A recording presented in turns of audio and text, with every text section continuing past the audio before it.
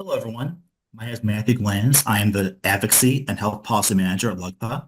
Thank you for joining us. Today, we're excited to introduce the Medicare Physician Fee Schedule Calculator, an Excel-based tool designed for LUGPA practices. It simplifies analyzing the financial impact of the changes to the Medicare Physician Fee Schedule, allowing you to compare and project reimbursement changes tailored to your practice's needs. The calculator is updated as Medicare publishes updates to the fee schedule, including the release of the 2025 proposed rule, which became available last month. Today, we'll cover how to, first, use the tool for accurate budget forecasting. Second, understand the proposed 2025 Medicare Physician Fee Schedule changes. And third, implement best practices for modeling reimbursement trends.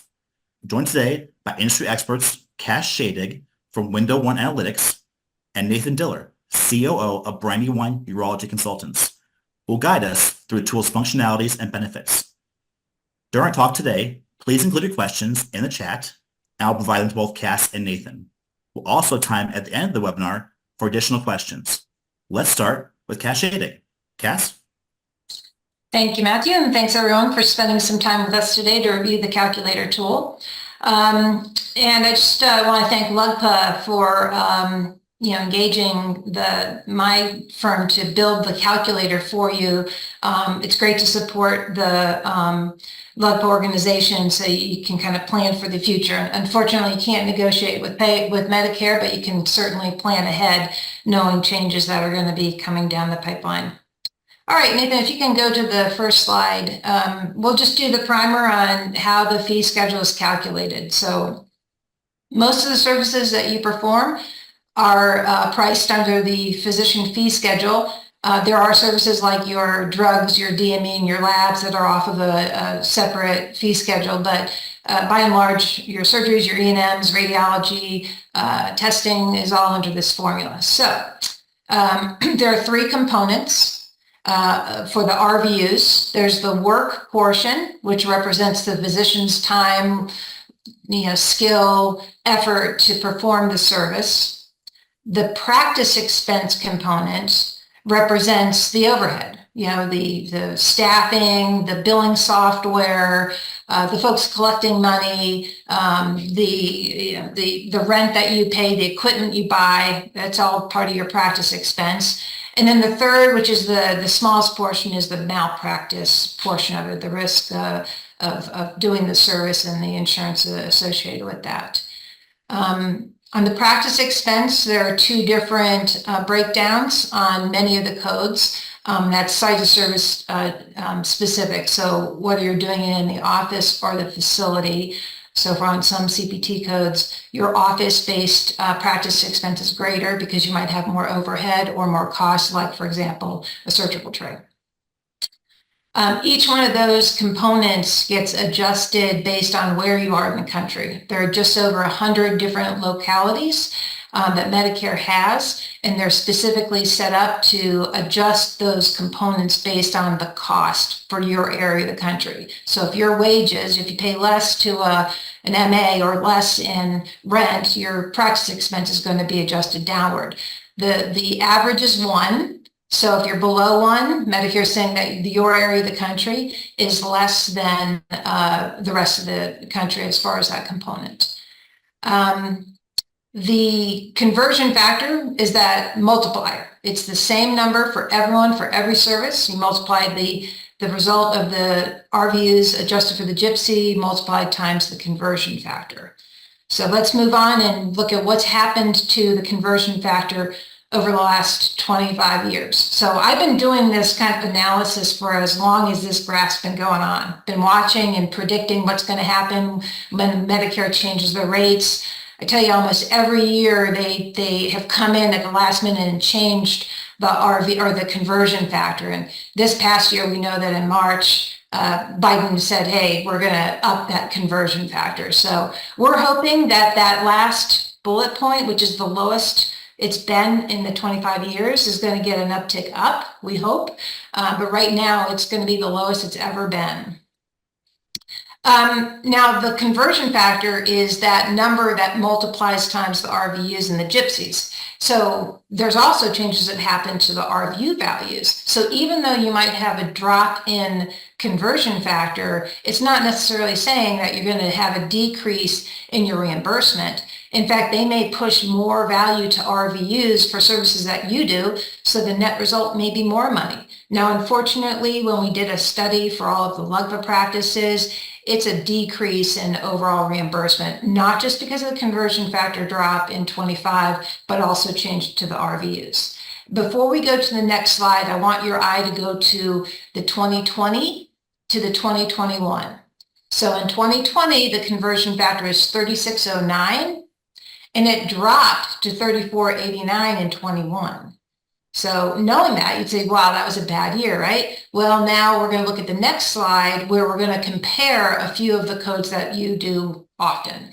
So Nathan, if we could go to the next slide. So the top one is E&M. So if you all remember, between 20 and 21, there was a big change to evaluation and management coding.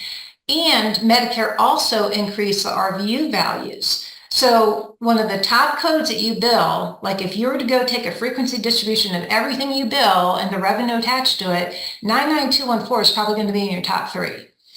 Well, that code between 20 and 21, even with that reduction in the conversion factor, saw a $21 on average increase. So this is not gypsy adjusted, but that goes to show that, you have to really look at not just the conversion factor changes, but also what they're doing to the RVUs.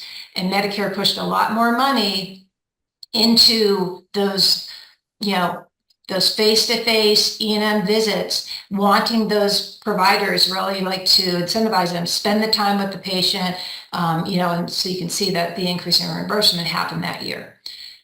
I also took cystos, right? And I took cystos for a few reasons. One, again, that's a top volume code for you, but also it has a site of service differential. And in the 25 fee schedule, they're saying they're going to drop the value of it greater on the office-based fee than on the facility. So the facility is pretty neutral, but you can see that a cysto is expected to go from $239 down to $188. And that's primarily because there's no change to the work RVU, it's the practice expense that they've cut. All right, moving on. So we talked about the gypsy impact. Another thing you guys need to be aware of is the floor on the work component. So back in 2000 and, I think it's on my next slide. We'll get there to that in a minute. But the floor was set to 1, meaning that you could never go below an adjuster of 1 on the work component. Practice expense and malpractice, they've always been able to go above or below 1. So I took that same code, 99214, that we looked at the previous slide, and we just said, in the 2025 fee schedule, how much is a 99214 done in an office setting worth around the country? Gypsies matter, right? So Arkansas, if anyone on the phone is in Arkansas, you've got the lowest dollar amount that you get because your malpractice is adjusted down. So you only get 51.8% of the malpractice portion of it. Practice expense, they're saying that you're 14% less as far as the cost of doing the service from the practice expense component. And the work gypsy, if they don't put back in that floor, is going to get reduced 4.5%. So the net result is you get $111 if you're doing a 99214 in Arkansas. Well, you go all the way up, other part to Alaska, they get $158. That's because they adjust the work component. You got to pay doctors more to get them up to live in the Arctic. Practice expense, you got to pay more for rent and staffing. Malpractice, not so much, but remember, malpractice is a tiny portion. It's like 3 to 4% of the total RVU. So there's a $47 difference in that one code alone when you go across the country. I gave you the bottom of the top 10. All right, so we're going to talk a little bit more about the floor. And I went in and I said, what localities are going to get impacted by this floor getting removed? So So you can go through, look and see, is your state on here? And if it is, know that you're going to get a decrease simply for the reason the floor is going to go away. Some of those are as much as I think it's a 5%, like Mississippi, you got a 5% decrease expected. So about half the country would see between a 0.2 and a 5% reduction.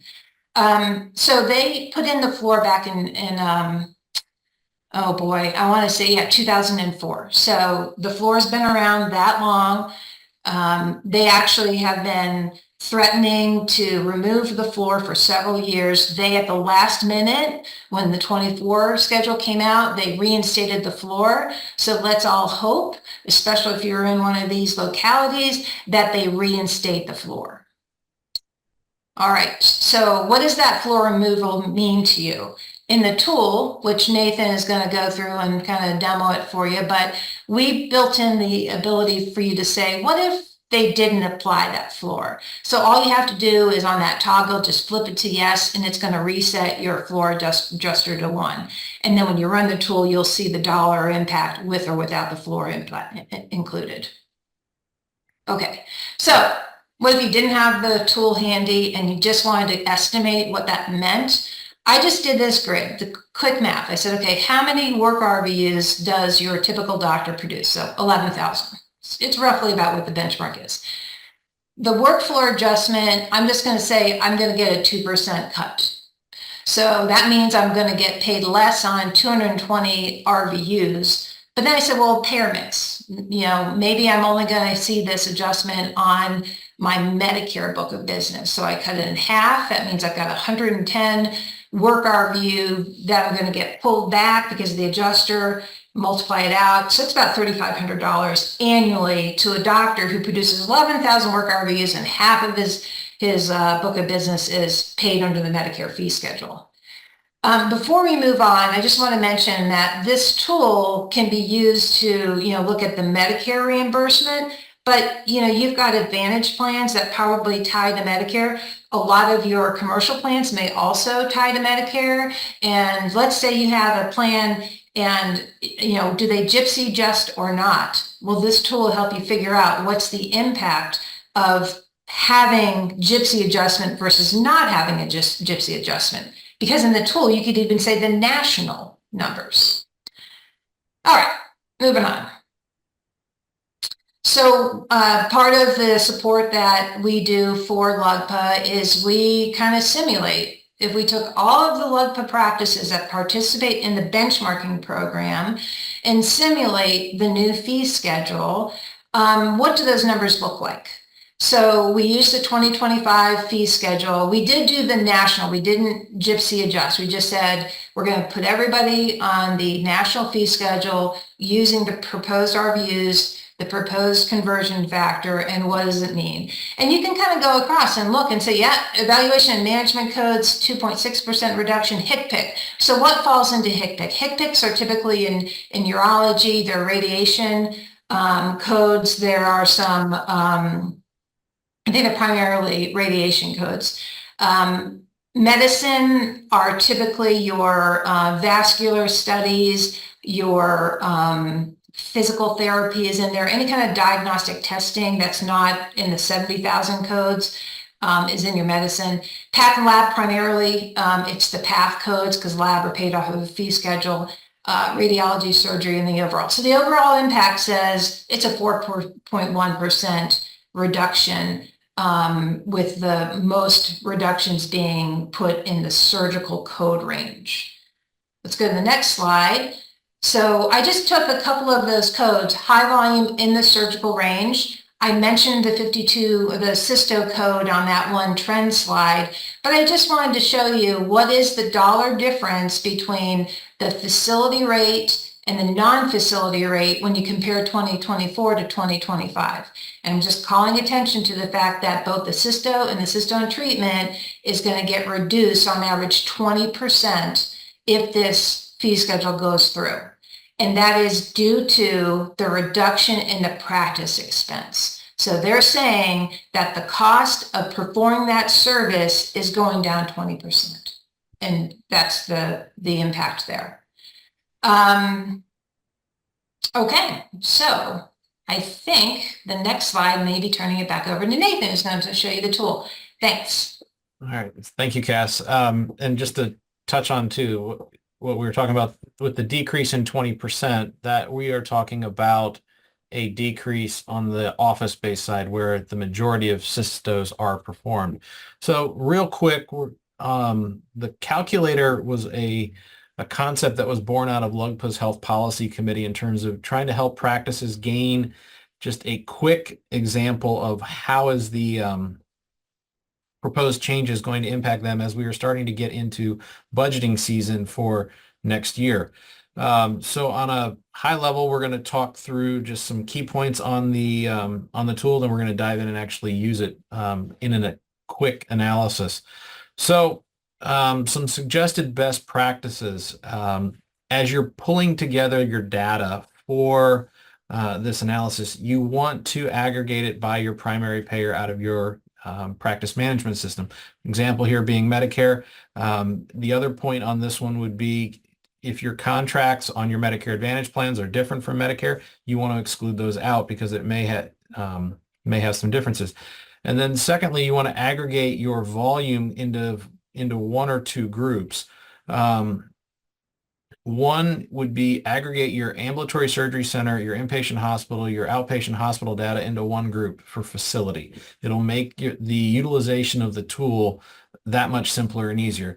And then secondarily, understand your secondary and tertiary payer dynamics within your practice. So the tool is going to give you the aggregate change in reimbursement, but if you have secondary or tertiary payers, some of that may get picked up by the payers. It may not be a full impact. So you want to just be aware of it. And then also if you have the patient portion expense is the other thing to understand as you're looking at this. For commercial payers, as you're thinking about potentially using it for this, and I'll show in the analysis kind of how you can do that. Do you have specific cards out or specific codes that have carve outs or site of service differentials, different ways that you can potentially negotiate with the payers to potentially mitigate some of this. But those are all things you need to think about as you're developing your data model or your list of data that you're going to put into the tool to utilize it. And then lastly, my suggestion here is create a model in an Excel file that's separate from the tool, because the tool is locked down so you can't break it. The goal is to not be able to break the tool. That is something that we're very focused on, and so that it can be easily utilized. But create that model in a separate Excel file. And I'll show you one that I created in less than an hour in terms of just in a very simple way to use that. So we're going to talk through a scenario real quick. So we used LUGPA's data, the benchmarking data, and based on that, we are going to create a practice that has 10 providers. Being that it's gypsy adjusted, we're going to say Ohio is the practice's location. It's an integrated practice. It has imaging, radiation, procedural capability in the office as well as in the facility. It has a principal care management program. It has a chronic care management program. It also has pathology and lab. Next, we're going to assume the breakdown for the payers. 40% is straight Medicare. 10% will be your commercial, or I'll say your Medicare Advantage plan. Blue Cross, we're going to just say, is the dominant player in that market. We understand that can be different based on the area that you're in. 15% Aetna, 15% United. I made the assumption that you didn't have any Medicaid, and any of your self-pay patients are going to be something that's completely separate from this. So before we jump in real quick, when you open up the tool, you're going to want to accept the user requirements and the disclaimer. Not accepting the tool will cause the tool not to work. So just simply accept. The next step is you're going to want, once you've input all your data, you're going to want to click that run analysis piece. And this is where you can actually make some changes. And then once you have it, you will get this output. So to move over real quick, I'm going to show a data model that is when we're looking at our different different practices. So I've created this, all of our claims by CPT code. You have your Medicare claims, Medicare Advantage claims, your Blue Cross claims, Aetna claims, United, and it is identified into that two column category so that you can keep things running relatively simple. And then hopping over into the tool, when you open it up, again, click the disclaimer. It will save you the headaches. Again, as Cass mentioned, this is where you can go in and choose, do you want the floor aspect or not? We're going to leave it as no for now, just to see where it is. But that is one of the toggle switches that you will you'll be able to turn on and off. If you want to choose where you're at, we're going to choose over here. We're going to drop down to Ohio. That will adjust your gypsies. Everything automatically updates right up here at the top. And then you can input your volume. So going back over to our, very simple data model, I'm just going to copy all of the CPT codes. Point of clarification, you do want to select and copy in the values. If anything comes off as a calculation or something like that as you're coming up with volume, it's one of those pieces where it'll ask for references and then nothing will run. So understand that some of this data this is a calculation. It wasn't, 1-to-1. So that's why you have some numbers that are less than 1 and some that are greater than 1. But clicking run the analysis, it will give you that expanded tool in the detailed results. Now, you can hide some of the results at the top and carve things down to a very simplistic view. This is, when I copied the data over, it was just for Medicare. So if you wanted to look at just your first, overall dollar values, it's going to update to your to 1 year's worth of work. If you want to look at where there may have been some gains in the coding piece, as the proposed rule is out there now, congratulations, we're all going to see a 3.3% increase in our urine measurements and PVRs for a whopping, in the case of this practice, that would be a whopping increase of $4,000 for our urine tests. If we wanted to, and that was just at looking at those year-over-year gains. Now, if we want to look at those year-over-year losses, we run into a bigger issue, and this is what Cass was referring to with respect to cystos. So if we looked for this 10-physician practice for the top 20 codes where there's a decrease, you will see this practice is going to see a $128,000 decrease on its cysto, for cystos in the aggregate. Now, it will update the totals here. So on that Medicare book of business for this 10-physician practice that we're going to say has an estimated revenue or Medicare revenue of about $15.5 million, they're going to see a $723,000 decrease in reimbursement, just based on what the proposed rule is right now. And you will see that it's a decrease of 3.5% in the evaluation and management. The practice has radiation. They're taking a 4.7% decrease there. Lab is taking the 3.1, radiology in the imaging piece, 2.9, but it's really the surgery piece, and it is primarily driven, the surgery decrease of 6.7% is primarily driven off of office-based cystos. And how we know it's office-based cystos is we can go in and open this up, and so it can hide or group. Now, if you wanted to see all the changes in practice expense, you could do that. But right here is where you see for that practice based in Ohio that their $223 cysto rate today is going to be $175 come January 1 of 2025 if the rule maintains as it is proposed. So that gives you a very quick point on how to copy things over. Now, a couple cool things about the tool. You can copy this table over into another Excel file and manipulate it that way. You can also copy the detail the full detail over the clipboard. If you wanted to look at, well, how can I maybe move to a different payer or something along those lines, I can clear the filters and rerun the analysis. And so to get back over to the data model, again, we had talked about 40% of our business being Medicare. So what does this look like for the aggregate practice? So for Medicare, I already copied this out just for simplicity's sake. And to allow everybody to see this a little bit easier, we're just going to increase it up. But I copied it out in 2 points. One, the formatting, and then secondarily, I copied out just the raw numbers. So these are not calculations. They are just the raw numbers that come out. But by adding in filters, you can easily sort based on your highest and lowest numbers, and can also quickly see where things are at. So this is when I said, you can build a simple model. I've created that model off of the other pairs. So with respect to taking the same data and making a couple changes, I just made the assumption that our Medicare Advantage plans, that 10% of that practice, which is Medicare Advantage, is going to be paid at 110% of Medicare. And so through creating a few formulas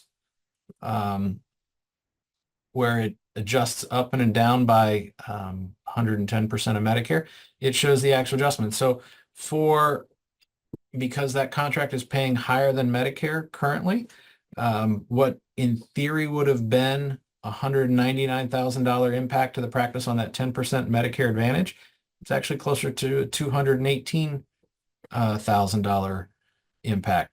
I did the same model here for Blue Cross as well, and just made the assumption that they're getting 95% of Medicare because the Blues in Ohio are very generous. And then in Aetna, we did a similar model where it was 125%. Again, I created one Excel kind of file or one tab and just copied it over as I was replicating it out. And so for United, just to keep it simple, I have created the kind of the top line model just as a new page. But to go back over to the tool, I'm going to just copy. Just going to clear out the data. Go back over to my data model. So for our United practices,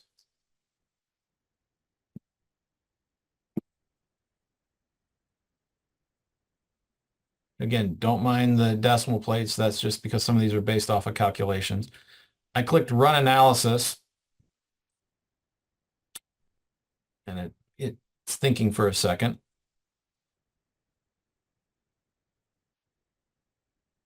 And it gives me what my impact would have been for my United claims. Now, I copied my summary to my clipboard, came back over to my data model, just paste the values. So nothing should change here because this was copied in. But I'm also curious, okay, so what is the aggregate? So I've just gone in and added up the totals. And so if I looked at that overall impact just based on, contracts being based a little bit higher than Medicare, a little bit lower than Medicare, that 4.1% cut based on the conversion factor change is really actually a 4.7% impact to the practice on the whole, and a $1.9 million impact to the practice in the aggregate. Now, knowing that cystoscopies are a big impact, I went in and I looked at each of the different areas, and it looks like I have a slight issue here. So I'm going to go back here to Medicare and say that my impact in the difference is a negative 128,000. So without looking at United, again, trying to keep it simple, I pulled my Medicare Advantage, my Blue Cross, Aetna, but I'm curious, like, what is my impact for cystos for United? So going back over to the tool, I'm going to expand my rates. I'm going to copy my the actual detail. Two things. One, I'm going to paste the formatting, then go back and paste the values. And within, oops, apologize for that. I'm in my aggregate tab.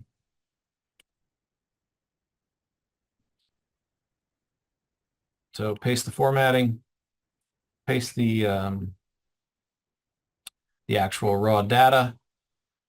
I'm going to add in a very simple calculation which says, what is the contractual factor? Oops.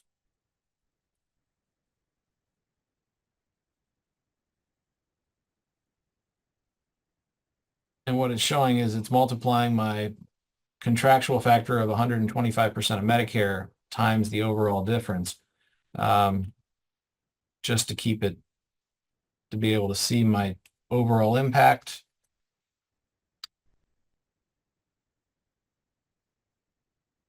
And then I'm going to go back in and I'm going to add those filters.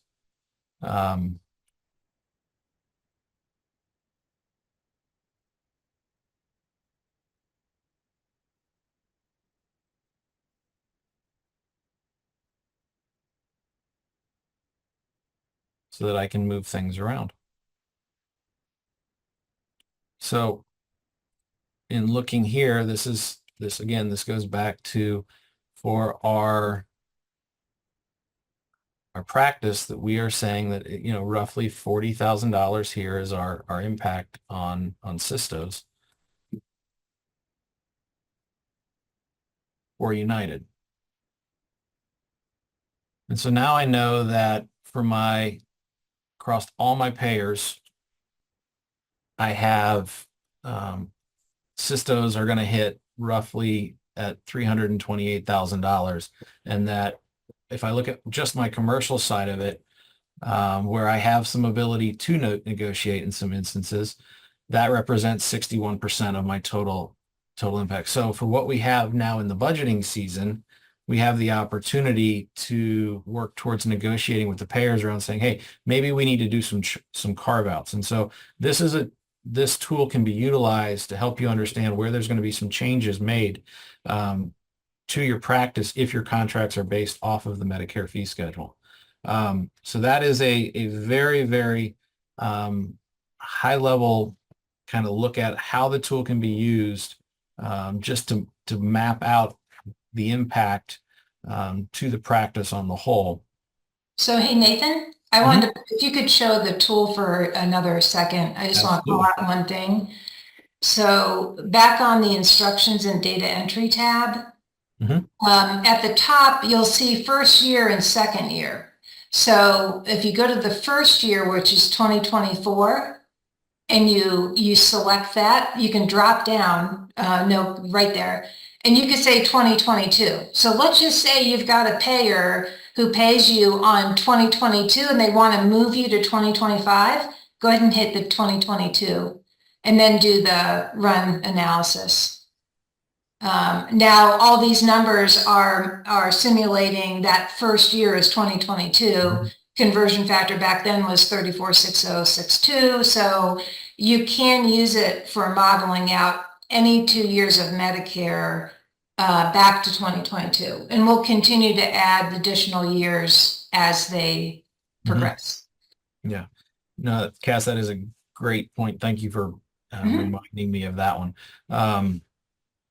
So from a tool perspective, we welcome feedback. This was an idea that was born out of the Health Policy Committee for LUGPA around, how do we understand I'll say the conceptual theories of Washington in terms of our operational realities on a day-to-day basis. And so this was a tool that was really designed with the idea of saying, how can we get a very quick review of the impact based on data that we can easily get out of our practice management systems. And it doesn't require a practice to be 30, 50, physicians with a CFO, a practice of one can identify exactly what the impact could be to them based on the policies that are decided, in DC. And so, with that, we've talked through the calculator, some of the other pieces. We're going to open it up to questions. If you have suggestions of things you'd like to see in the tool, this is something that we are consistently trying to update. Please reach out to Kathy from LUGPA. She can help filter them to us so that we can work through that. A special thanks also to the HP and Health Policy and Health Advocacy Committee as well, just in terms of helping us work through and identify how this tool could be utilized on a day-to-day basis. So I'm going to stop sharing my screen and I'm going to turn it back over to Matt and the team for questions. There are two options for questions. If you want to type them into the chat, you can, but also we should be unlocking your ability to unmute yourself. So if you want to ask a question verbally, you can as well. So feel free to shoot questions, cast Nathan's way.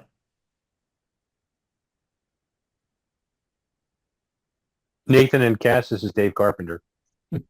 Hey, Dave. Hi, Dave. Hey. Thank you for, first of all, holding this webinar. I think it's long overdue, and I've been looking at the attendees here, and I know most of them, and 3 or 4 of them are from our group, and I'm certain that this information is going to help them not only with budgeting but with payer contracting. One question I have about the tool is, and maybe it would help just to review the raw data that's input into the tool itself, because I'm not clear on, so some of our payer contracts are based on percentage of Medicare, and some of them we actually negotiate a conversion factor. And so I'm not clear whether we're inputting a conversion factor or the conversion factors from our various commercial payers, or whether we have to convert all that to a percentage of Medicare for the tool to work. And again, it might help understanding the raw data that's being input into the model. That might answer the question. And I'll go back to mute. So good question. Thank you for asking it, Dave. So right now the tool is built where the conversion factor is set based on the Medicare year, and you can't put a percentage or a flat rate. That is functionality that we could build into the tool that you could override with a percentage or a flat dollar amount. So that's feedback that we can take back, and if LUGPA wants us to add that functionality in, we could do that. We've done that in the past. So, I mean, it's definitely feasible. Yeah, and Dave, just to follow up, since you and I are both, we share the same love for the same EMR vendor. The simple way that I've used it in my practice has been just pulling out raw claim data in terms of the count of claims, and that's where my suggestion around using primary payer is key, because if you start adding in secondary payers, it will muddy the waters of that data analysis. And then for those specific CPT codes where you've negotiated carve-outs, I've always dropped those out of my models specifically for those commercial payers. So, but just to follow up, if for example, we want to budget out the financial impact of the fee schedule or the proposed rule, with also what we know we will be receiving from a commercial payer in terms of if we have a multi-year contract and we know we are getting like a 7.2% increase next year in our commercial rates for United Healthcare, for example. I know that would never happen, but I was going to say, I'm moving to Minnesota. So, yeah. So do we, how do we use the tool to model the aggregate, the overall impact of the proposed fee schedule plus what we know to be true with our own annual escalators? You mean the escalators on your commercial or the? Yeah. Right.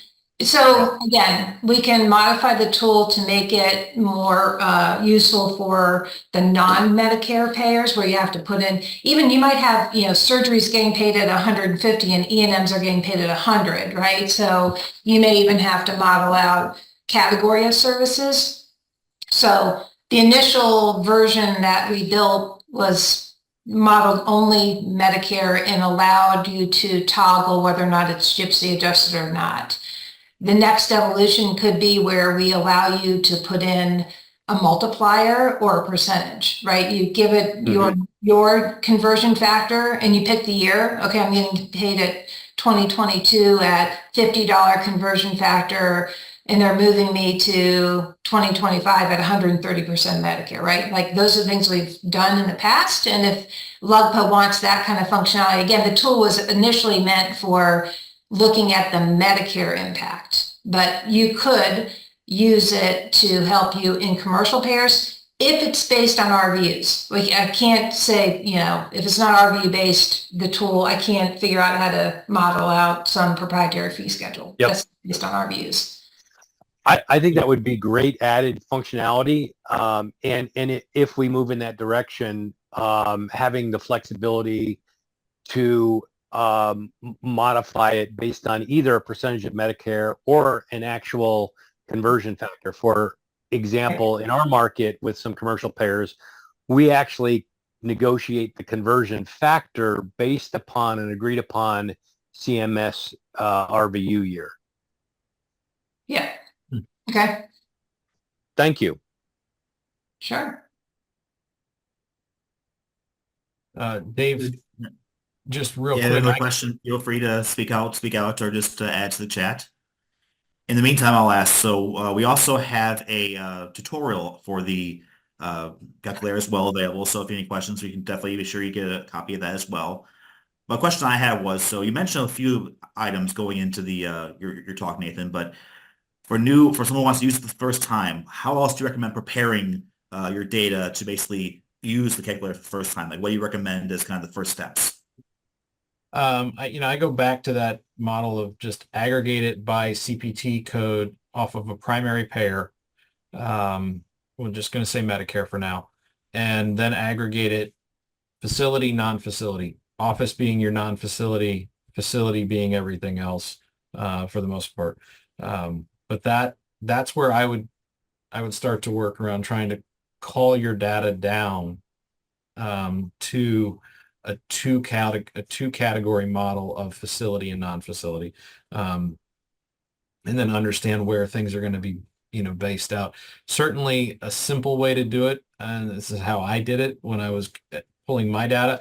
I pulled it out based off of place of service codes and then aggregated it up by place of service codes. But that is typically the cleanest way to start it out in terms of pulling things together. And then when you do your first copy out of the tool, use that as sort of your model page within Excel, and then just copy the tabs within Excel so that as you're pasting in data for future tabs or future payers, you're just copying that data directly into a pre-formulated tab. I would add that I wouldn't worry about trying to isolate codes that are paid under the MPFS, because if you put a code that doesn't get paid, you put a J code, right? Like Lupron, it's not going to price it. It's just going to leave it off of the detail tab. So you don't have to worry about making sure the code pays off of a fee schedule. Mm-hmm. So Cass, you mentioned earlier that this will be updated periodically over time. Do you foresee a great many changes over the next few months, and what's your process of ensuring the data is up to date? Well, having done this for 20 plus years, we always get 4 releases a year for the current year. So like right now, when the 2024 September release comes out, the C release, we always update that. So we watch for that. So we're always giving you the most current version of the year. And then the final rule, which comes out like November-ish, then we'll load that up. And then, inevitably there's something before the end of the year that we're going in and modifying. So you all have a great way to let people know who have downloaded, hey, there's a new version of the tool. We write notes down to say, hey, these are, updates that have been made. Sometimes it may not be data updates, like they're just suggestions from users is like, hey, could you allow it to sort or something? So we'll, so it may be a functionality that you want. And Dave, maybe someday I'll have here's a way that you can plug in your own conversion factor. So yeah. Do you recommend having a kind of a dialogue if they have questions, or if they have suggestions, recommend going to Kathy, or do you want to recommend kind of feeling free to comment often when you see issues that could be improved? Yeah, I think funneling it through Kathy at LUGPA is great because, she can outreach to me if it's a system change and if it's something that I need to talk to Nathan about to make sure that functionality aligns with their, their goals with their group. So, yeah, but I would say funnel through Kathy. Yes, yeah. We'll make sure that you get it too, Cass. And I'll be at the LUGPA November, the practice administrator, so maybe we could touch on the tool then too. I'd love to get feedback on the ways people use the tools because it will help other people. Yeah, I was just going to suggest, because I know Kirsten is on the call as well, that we somehow build more about this tool into the administrator's workshop at the annual meeting, maybe during the benchmarking session, but somewhere we should review the tool again. It's such a great tool, and I think it's grossly underutilized because not a whole lot of people understand it. So we just got to get more communication out there. Absolutely. Dave, one of the things real quick, just to follow back up on your question, when you expand, I'm just going to share my screen real quick since I'm back, as you're talking, I'm playing in the tool. You have the ability to expand through these groupers that are right here. But if you expand out the groupers, it'll actually start to show you your work values, your practice expense values in year over year. And, to your point around conversion factors, copying this out as raw data and then modeling it in and adding in kind of your specific conversion factors for specific codes is one way that you could get some of that data that you're looking for in terms of modeling things out, where everything else is at least somewhat pre-built for you, so you're not recreating the wheel. Yeah. So if I'm understanding correctly, if we assume that Medicare is 40% of our practice revenue, fee-for-service revenue, and commercial is 60%, this tool gives us a pretty good idea of how the changes will shake down as it relates to 40% of our fee-for-service revenue. So then we ask, okay, well, what about the other 60%? Until the commercial functionality is built in, if it's ever built in, what we can do is take our commercial payer by payer, convert it to a percentage of Medicare, and then plug that percentage into this to give us an idea of the commercial impact. Is that correct? Well, so Nathan, if you scroll over to the far right, you could just build a formula, and because you've got the RVU, let's see, we're looking for so the non-facility, column X, right? Column S is the S is in Sam. Okay, so whatever that first code, the value of the total RVU is 2.1 for the facility version of that code. And then the 3.77 is the non-facility value. So then you further, you have first year. So you could build the formula to multiply that times your conversion factor, and that's going to give you the rate, right? So you have all the fields you need to do a commercial-based calculator because you got all the components. But it would be much simpler if in that data entry screen, we allowed you to put in the number, because then the formula would propagate and it would go through all of it. Yeah. But you do have all the pieces you needed to build the formulas here. It just takes a little bit extra work.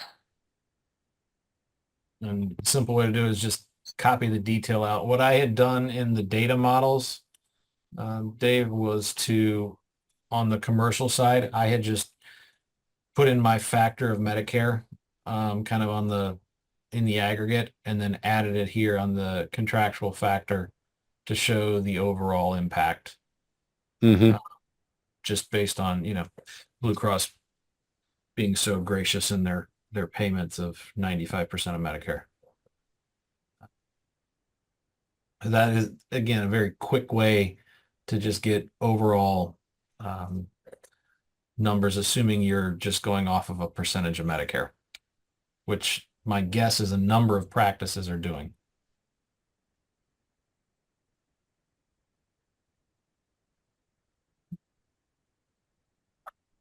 Any other questions? Please feel free to do this either in the chat or just unmute and voice it directly.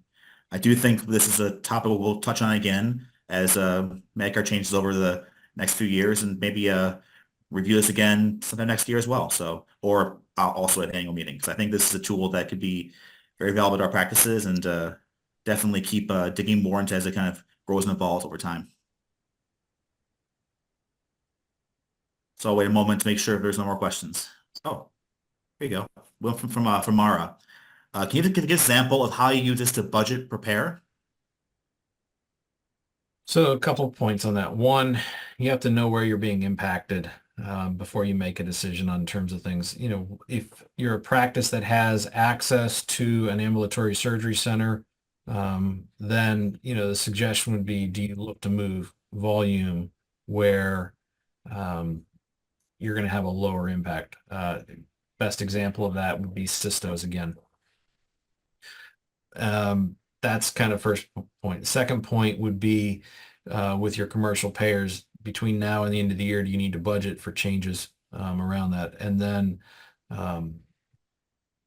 lastly, in kind of aggregating things out in the example I gave, I knew that my practice, my 10 physician practice in Ohio is going to see a $1.9 million impact. And of that, 700,000 of it was Medicare. And, could I move volume? Could I work to solve the other 1.2 that's my commercial payers versus my 700,000 that I maybe can't? The other piece that is important with this as you're budgeting and preparing, if you are planning a new service entry to your practice in the upcoming year, this will give you proposed reimbursement rates, at least for your Medicare patients. So again, in this model, you have 40% of your patients that are Medicare patients, and those are the claims that we always start with Medicare when we're trying something new to get paid. But if you're budgeting to get paid, we're going to say $100, and it's a surgical procedure, and now all of a sudden, that surgical procedure is taking a 6.7% cut in the upcoming year. What does that do to your pro forma as you're looking to expand services within your practice? Or do you need to step back and say, maybe we're not going to go down this route in terms of offering the service because it's no longer going to have the financial return to the practice that's needed. The other piece too to this is not just the financial return, it's also being able to have the data readily available so that you can have a conversation with the physicians around what is the actual impact to the practice. And so while this may be the right thing to do from a patient care perspective, if it's not covering the practice's cost of capital or the cost needed to maintain the service, is it something that needs to not be done, even though it may be the right thing to do clinically? Those are tough decisions that independent practices have to make. We don't have the luxury of hospital facility fees. but we have the ability to pivot and be more nimble. And so this is a tool that I would see as as something that you can use to evaluate, what does the upcoming year look like in terms of any proposed services. And if you're looking to move away from doing services, let's just say, for instance, you as a practice decided you're not going to do PVRs anymore. You're just now losing that increase. And so maybe it's something that needs to be maintained. Maybe it's something that needs to be moved away from. But understanding the financials and how they support the operations of the practice is something that this tool can give you just more details and data around in order to make a really good business and clinical decision. Yeah, that's a great point. And I had not even considered that very specific use of this tool. And it may be that, Cass, we want to kind of carve out the tool for this more specific use, have a different iteration of the tool, just if we're considering adopting a new service line, for example, PET-CT or PAE. We just look at how the performa is impacted across payers, both Medicare and commercial, just for the codes for that specific service line. I mean, that would be a great adaptation of this tool. Yeah. Yep. Yeah, you can put in codes that you don't do and just look at the reimbursement. Yep.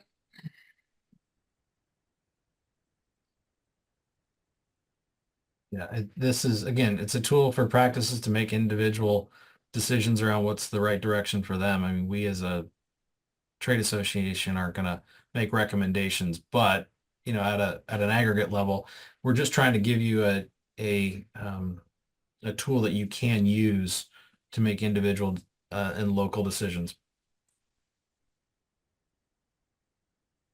Any more questions? Give me a second. So Nathan, Cass, do you have any final thoughts or comments before we sign off? Just appreciate the feedback people gave during this session, and then anything that you want to send through to Kathy. Secondary, I'm just going to second that. Thank you to the team for helping us put this webinar on. Matt, Kathy, Summer, thank you. And then also wanted to just thank everyone for their time and the questions. Please continue to give feedback. This is a resource that is supposed to be there for us in a very simplified manner to make decisions regardless of your practice size. And that was really the overarching goal on this. And then, lastly, just to make a shameless plug for the work that is done by our health policy and health advocacy teams, understanding the impact that decisions in Washington have on your individual practice inform your ability to have conversations at your local level with your local representatives around, hey, this is having the impact to us and the care we deliver in our community. Because at the end of the day, all politics are local and all healthcare is local. And so this is just another resource for you as in the membership to help make those decisions and at the same time advocate for yourselves as independent businesses. So again, thank you for everything you guys do in the service of each of your communities every day. Yes, on behalf of LUGPA, thank you, Nathan and Cass, for your time. This has been an excellent snapshot of what's happened, how the tool works, and really appreciate it. Guess I'll wrap up. Thank you for joining us today and for participating in today's webinar. I hope you found it very informative and now better understand how the calculator can benefit your practice. This session has been recorded and will be available for future reference. As we discussed, this tool provides valuable insights into how to navigate Medicare reimbursement in 2024 and beyond, helping you optimize your practice's financial health. LUGPA is here to support you. We'll keep you updated on any changes to the schedule, and we're always open to answer any questions you may have. Thank you for your time. Look forward to seeing the positive impact this tool will have on your practice. Have a great day.